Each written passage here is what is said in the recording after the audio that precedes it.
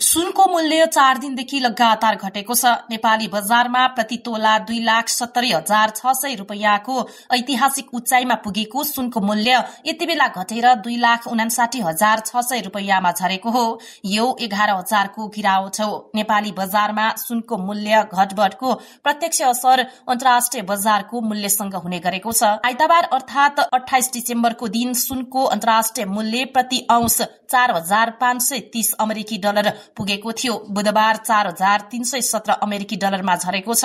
यसैको प्रत्यक्ष प्रभाव नेपाली बजारमा समेत देखिएको छ।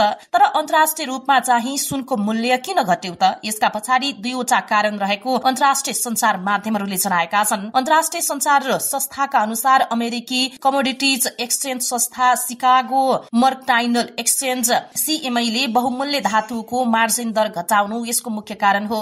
अर्को चाहिँ नाफा बुकिङ रहेको बताइएको छ। नेपाली बजारमा बिहीबार सुनको मूल्य घटेको छ। अघिल्लो दिनको तुलनामा नै सुनको मूल्य 1,400 रुपैयाँ घटेको छ। बुधबार छापावाला सुनको मूल्यमा 2,61,000 रुपैयाँ कायम भएको थियो।